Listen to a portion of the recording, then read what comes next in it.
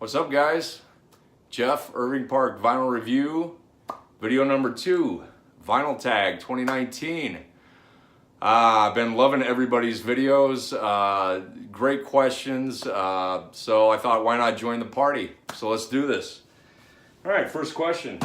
Best finds of 2018. Got a few to show.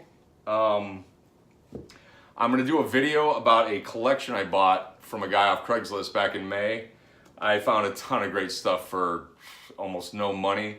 So that's going to be my next video, but these are some highlights of just, crate digging, record shows, and the like. So here goes. Ultimate Spinach. Found that at the record store not too long ago. Great Psych, I think from, I want to say 69. Could be wrong on that. I think 69, but great album. Paid a little bit for it, worth every penny. Got a pristine copy of the White Album. This is a 70s reissue on the orange Capitol label, but it is just immaculate. The poster and photo inserts are included. So this is my lifelong White Album copy. Paid about half of what I would have at a record store, garage sale. This is a record show find in the Court of the Crimson King. Everybody knows this one. This is a prog classic, essential record. So paid a little bit for this one too. Not as much as the guy wanted. I did get him down a little bit, so I have a near mint copy of this. Very happy to have that in my collection. Serge Gainsbourg, History de Mélodie Nelson. This is a great record. If you haven't heard it, check it out on YouTube. This is a fantastic record. French rock and roll, funk, little orchestral stuff on this. This is a baby making music. All right, this is good stuff. This is a common one, but little story behind it. I got this at the record. So this is my favorite Sabbath album, by the way. Hands down, this is my favorite. They had this. They misgraded it basically. They graded it as a fair copy, which is basically trashed. It was a little scuffed. I looked at the vinyl before I bought it, but I got it home and it plays like VG plus. So this was, this is like a $15-$20 record. Got for $6. Just so stoked to have found this for $6. Next up, Bent Wind, Sussex, Canadian Psych from '69. This is excellent. Heavy, fuzz guitar laden Psych. Very cool. This is a reissue. It's about $18. Awesome. All right, those are my finds. Shout out to other VC channels. So I want to give a shout out to Hank from Smokestack. He was my first subscriber. Steve Carlson, my second subscriber. I've got a total of 2 right now. Check out both their channels. Hank is a big blues and garage fan. Steve's got just a massive collection. Just a real broad collection. He's a funny dude. Check out their channels. Other channels I love, Dots and Loops, just a ton of great Psych. And let's see, Vinyl Richie, Punk, Psych, big Beatles fan. Very entertaining guy, a good storyteller. He's funny. Check his channel out. Noble Records, Dylan is awesome. He this guy is just buried in records. He buys up collections, does pop-ups, but just does videos on collections he buys and his personal collection. big psych, big classic rock guy. His videos are great. Oddbox Topper, good old boy from I think West Virginia. His videos are real entertaining. He's got some good stories. He's just a real affable guy. Earhead 6, I just got into his channel. A lot of psych, a lot of good stuff. I've been learning a lot from these channels. Psych Derek, this guy's almost completely psych music.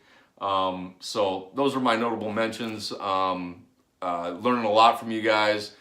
Have purchased quite a bit based on your recommendations. So thanks a lot. Holes in your vinyl collection. Next question. So my Fleetwood Mac collection's almost complete. I've got almost their entire discography from the Peter Green era up through the Buckingham Nicks era through Mirage. So I've got Mirage, but I've got everything except Penguin, which is kind of a lesser album they did. I think that was Bob Welch era. That was definitely before Buckingham Nicks. But that's all I need. I'm looking for just a moderately priced copy of that one. Steely Dan, I've got all their studio albums except for Countdown to Ecstasy. I need that. And I need a lot more blues and jazz. I do have a small blues and jazz collection, but the jazz I want is expensive. One jazz artist I can recommend or actually a couple that I can recommend that are fantastic. Sonny Stitt and Oscar Peterson. I've found their albums. Peterson's a pianist. Sonny Stitt is I believe saxophone. And their albums are cheap. I see their albums for cheap all the time. I've found Oscar Peterson at a thrift store for $1. And I love those albums, especially the Oscar Peterson. Sonny Stitt's good. It's very upbeat jazz, but I could use some more blues and jazz. I've been on a psych kick lately, and I'm a rock guy through and through, but definitely more blues and jazz to branch out. Those are some good holes in my collection I could use. A cheap album that's really good. Let's see here. New Riders of the Purple Sage, their debut album from '71. This is a fantastic, underrated gem. Very spaced out country rock. This was a kind of a side project for Garcia. He plays pedal steel and banjo on this album. And it's just great. They never did anything better than this. They've got a Panama Red's a good album by them, but this is just highly recommended. And well, that covers both of those questions. A cheap album that's really good, and a good and a great side project that covers both those. So that's two birds with one stone on that one. So on to the next. A song from an artist that is uncharacteristic of their catalog.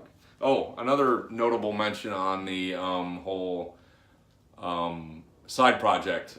This is a good record. Stills, Bloomfield's Cooper Stills Super Session. This is a great jammy blues album. Picked this up for like 50 cents in a bargain bin. So that's another notable one. So, sorry, back to song from an artist that is uncharacteristic of their catalog. The Doors, The Soft Parade. I mean, this whole album was kind of uncharacteristic of what they were expected of, I think, at the time.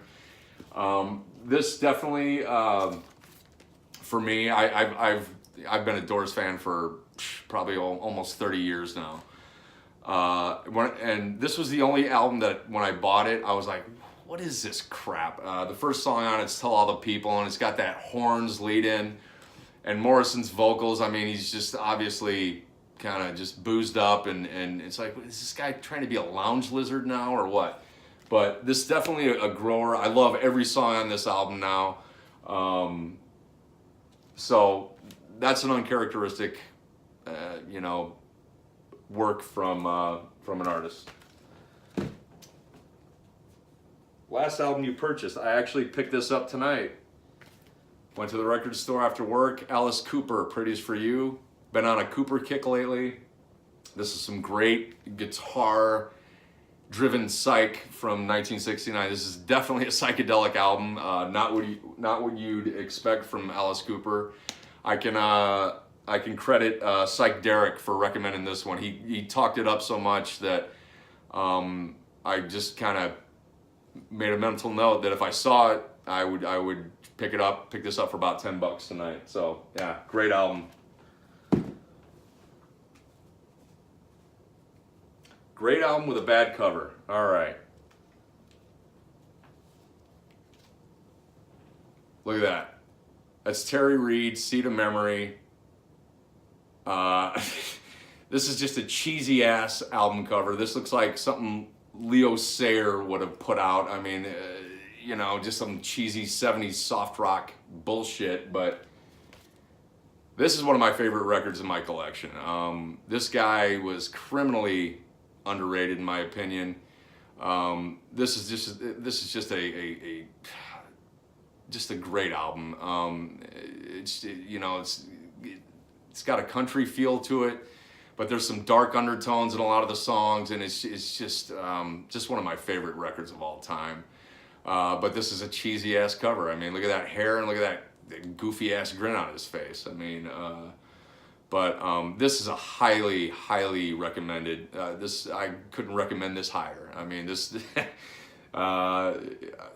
I'm kind of goofy about this album. I never see it in Illinois. I've never seen a copy of this out in the wild in Illinois.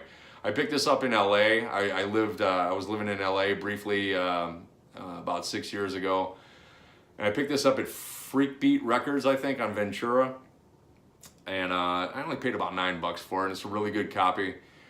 But yeah, this is, if you see this, I mean, check it out online, buy the CD. I kind of want everybody to know this album. It's so good. So there's that. Let's see, a bad album with a cool cover. All right, so this isn't really that bad of an album.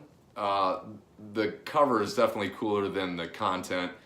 The cover is pretty cool. It looks like, this would probably be a kind of a mind-bending, acid-drenched psych album.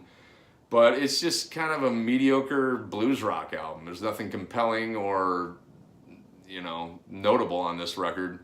I bought it cheap. It was $4. It's almost near mint. So, I mean, that's, that kind of explains everything. But, it's not bad. Pretty cool cover, but yeah, stuff's not, the content's not that great.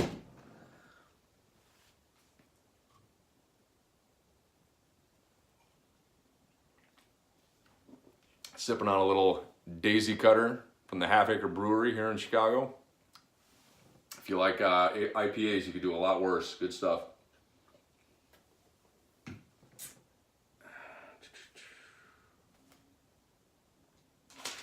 All right, next, a blues album. Hooker Alone, Volume 1. This is a live set from '76. He did it at a college in New York.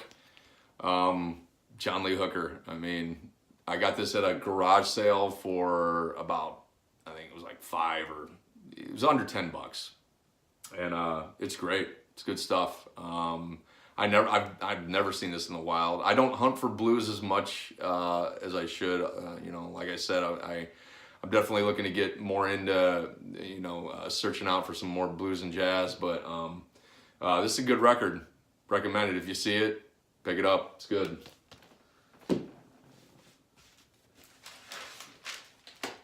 All right, next, an Earworm song. Every time I listen to this record, Yellow Brick Road gets stuck in my head. I'll go to bed, that song will be in my head. I'll wake up the next day, that song will be in my head. But it's worth it because, I mean, it's safe as milk. I mean, this gets shown a lot, but there's a reason it gets shown a lot. It's phenomenal. It's a great album. So that's my earworm song. Yellow Brick Road, bouncy, psychedelic madness from the Good Captain and the Magic Band.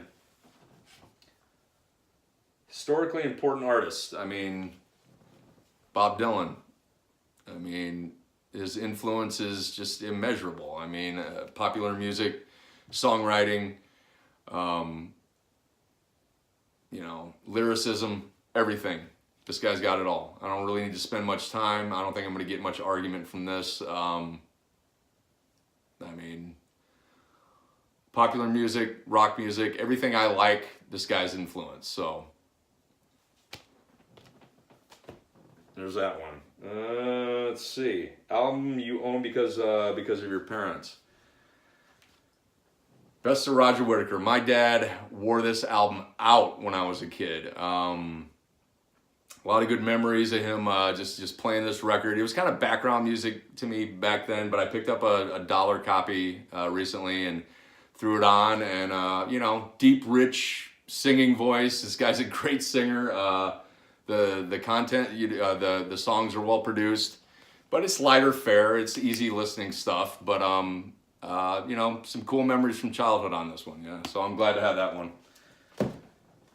What else? Dollar find. Got a lot of dollar finds this year. This I picked because I found this in a record store dollar bin. Sabotage, Black Sabbath, probably the last of their classic era, from '75. This is a great, record. They went a little bit proggy on this one. There's some prog leanings on this one. Just very, great album. For $1, I mean, you can't go wrong. It was a little, it's not in the best shape. We cleaned it up, and it plays. It passed muster. So yeah, great dollar find.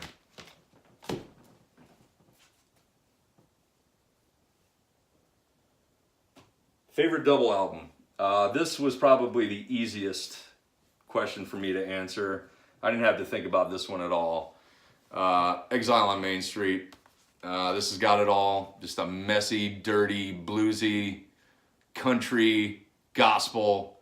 It's got it all. This is a Desert Island album for me. This is a 180 gram reissue. I also have a early press. Got a little discoloration up here. I got this for $1. So by far and away my favorite double album of all time.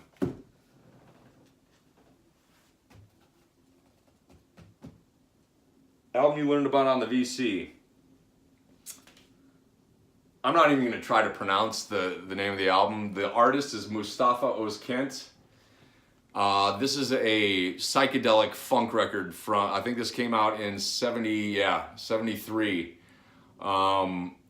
So this guy took some traditional Turkish songs and repurposed them into this funky psychedelic piece of music. Really cool. This is all instrumental, no vocals on it. I forget what channel I saw this on. I want to say it was Metal Theologian. I could be wrong, but if you see, I picked this up for like $22. Definitely a reissue. I think finding an original of this is impossible. They didn't press that many of these, but this is a fantastic record. Very good listen. I'm going to show the vinyl real quick because it's that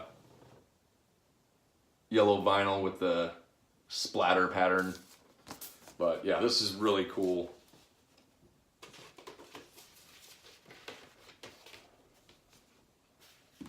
Okay, next up, 10-inch record.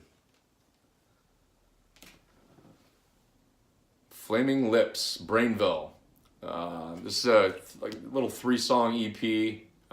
Love the Flaming Lips. Have most of their stuff on CD. This is the only stuff I have. This is the only vinyl I have from them. It's on. Oh shit. Yellow vinyl. I'm leaving that in. I don't care. So, a near mint copy, just downgraded to very good. So, there we go. All right, next up, 7-inch record. I got a couple to show. I had Too Much to Dream last night. The Electric Prunes. B-side is, let's see, Lovin'. Got that at a record show back in November. Let's see, Dr. Dog. Pink vinyl. Warrior Man and Control Yourself. Saw these guys live back in on my birthday in May of last year at the Riviera. Good band. Seen them a couple of times live. All right, what's next? 10-inch, 7-inch album to fall asleep to. I'd rather listen to this than fall asleep to it, but if I had to fall asleep to a record, this is a good one. Our Mother the Mountain, Townes Van Zandt. Some pretty haunting country folk. Good album, but I'd rather listen to it than fall asleep to it. That's about it. Last question. Favorite VC experience, advice for people looking to make new videos. Well, being that this is my second video, I'm hardly qualified to give people advice on making videos, but just dive in. Maybe definitely go buy a tripod. I paid like $16 for mine. Experiment with different, perspectives and lighting and just screw around with it. Watch a couple of videos on how to shoot a good video with your phone. There's a lot of information out there. But the most important thing is just have fun. Don't take it too seriously. It's not that serious thing. Just have fun. Talk about your music. And just have fun. That's it. But favorite VC experience, just learning from everybody. Everybody's got something new that somebody else can learn from, and that's cool. And the technology that makes this possible is awesome. I mean, this would have been unheard of just 25 years ago. So. Yeah, it's really fun. It's really awesome. Glad to be making videos, and that's it. Take care.